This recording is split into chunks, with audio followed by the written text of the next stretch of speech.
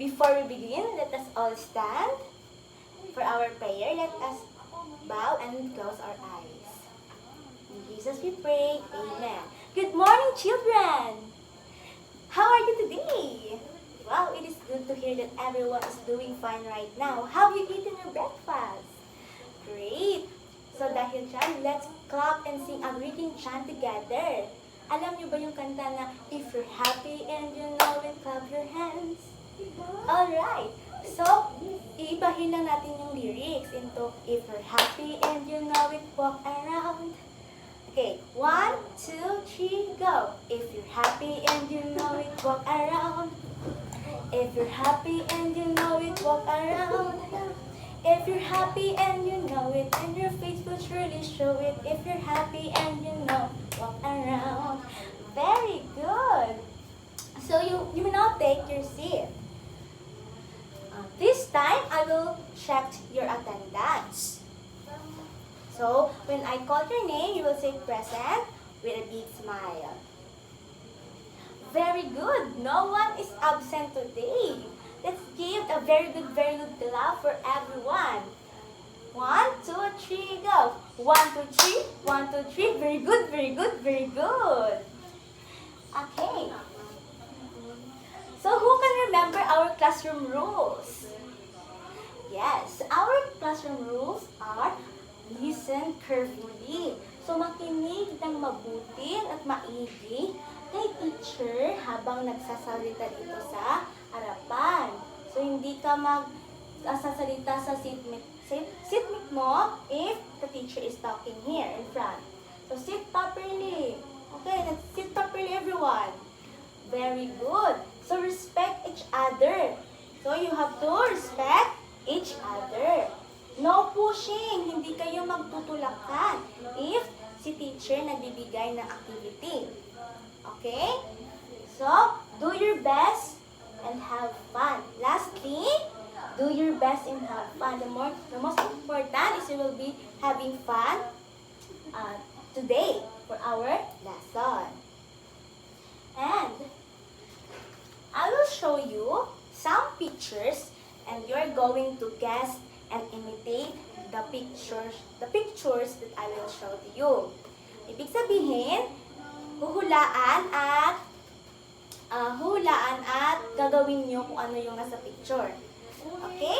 Alright. So, what does the picture show? Very good.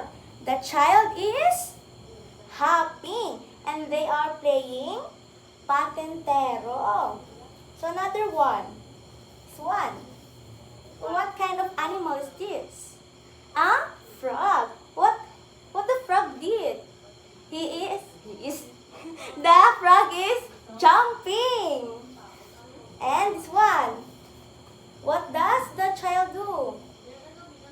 He is walking. So, ganito ba kayo kapag pupunta ng school? Yes, every day nag-walk. And sometimes, may mga sundo pag pupunta ng school. And the last one is, what does that picture shows? Yes, they are running together with the dog. Very good. So everyone got the correct answer. And today, let's have an activity. It is called Blow the Whistle. Ulit, ano nga yung ating activity? Blow the whistle. So, when the teacher blow the whistle once, so if I will blow the whistle once, like this, the pupils will walk. So, you will walk if makarinig kayo na ganito. When the teacher blow twice, so like this, the pupils will run. You will run if makarinig kayo ng blow twice. When I blow 3 times, the pupils will hop. If makarinig kayo ganito, you will help. Okay? Ulit, ano nga yun? If I will blow the whistle once, we will walk. And when I blow the whistle twice, you will run. And when I blow the whistle 3 times, you will hop. Are you ready? Okay. Everybody stand. Move your chairs muna para makamove kayo properly. Okay. 1, 2, 3.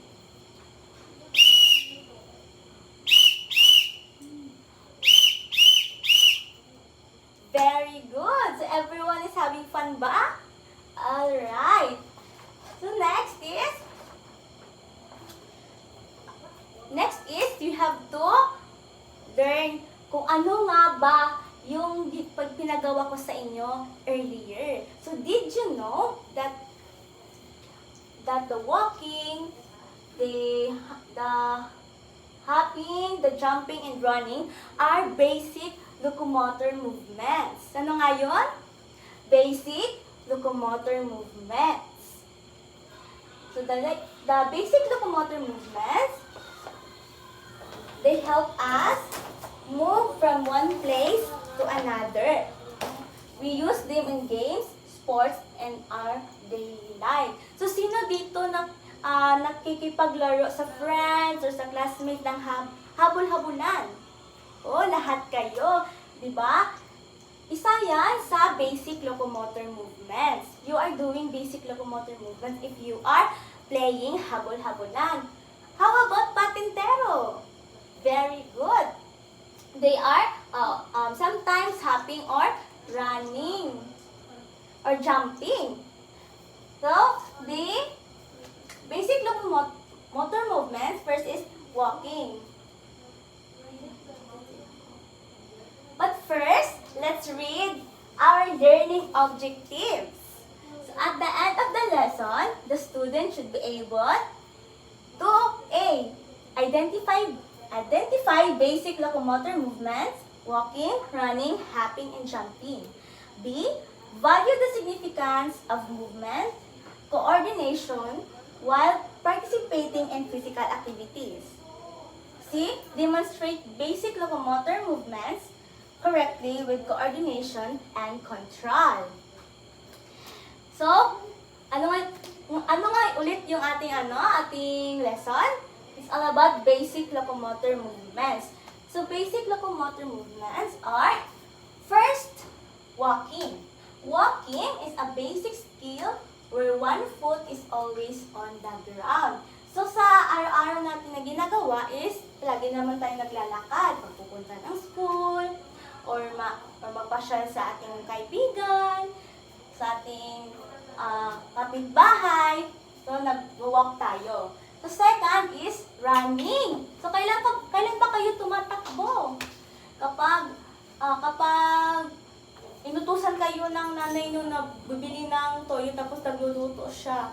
So, sabi na, anak, bilhin mo ko ng toyo kasi nagluluto ako. So, what you will do? You will run sa tindahan kasi nagmamadali ka magbili. So, it is called moving the body at a pace faster than a walk with movements where both feet are off the ground. So, ano yung running? Running! Ganon. And 3, hopping. So, kailan nyo ba ginagamit hopping? Jumping off from one foot and landing on the same foot. So, like this. So, that is hopping.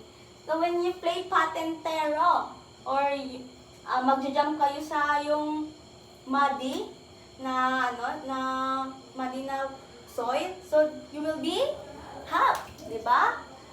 So, ganon. Then, pang-apat is jumping.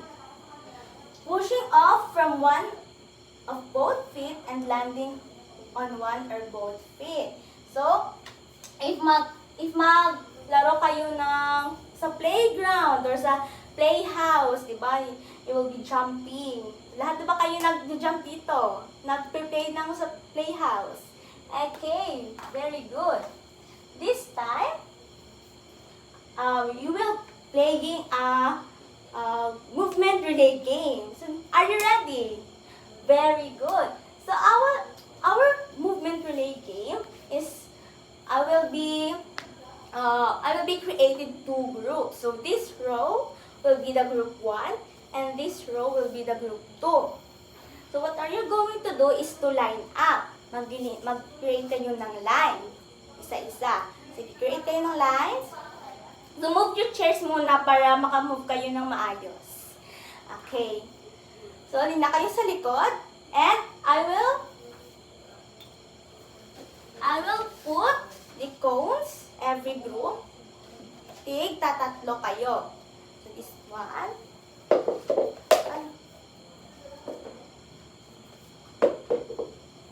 And the group 2.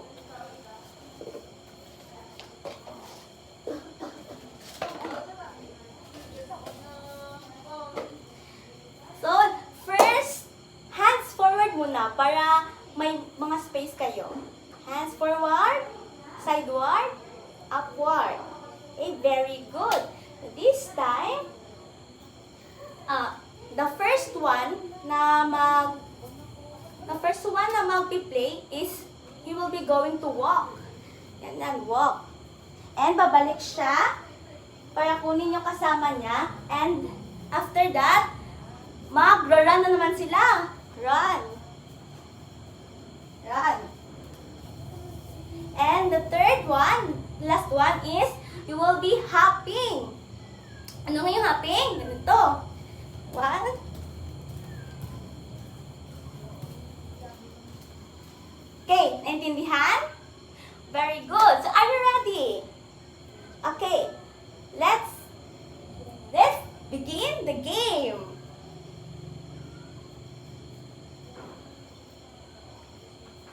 Alright, very good. The group 2 finished first the relay game.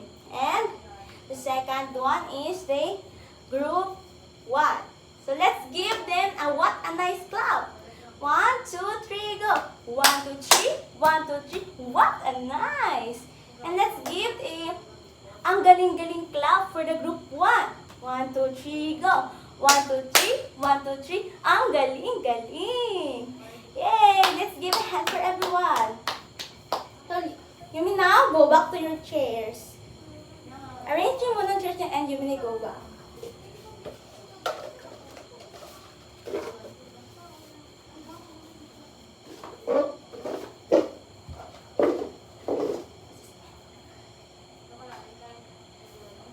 Okay, everyone's ready to our next continuation of our lesson. Okay, for our assessment,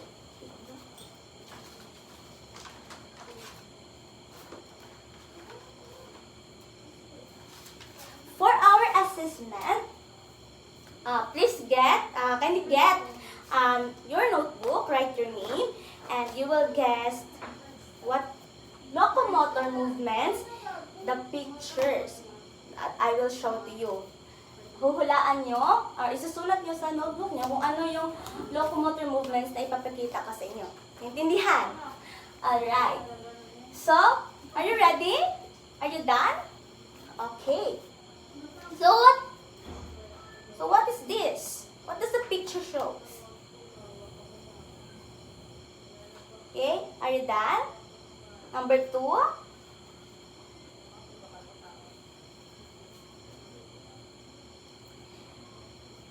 Number 3.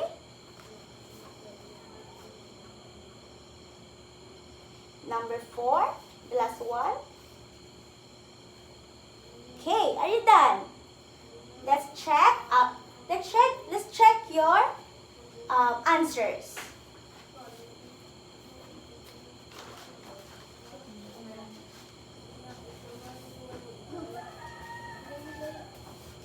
So what is number 1? This is called running. So it is running. Number 1 is running. Number 2. What is this? Hopping. Very good. You got the correct answer. Okay, lahat kayo nakakuha ng correct answer. So this is hopping. Is hopping. And the number 3 is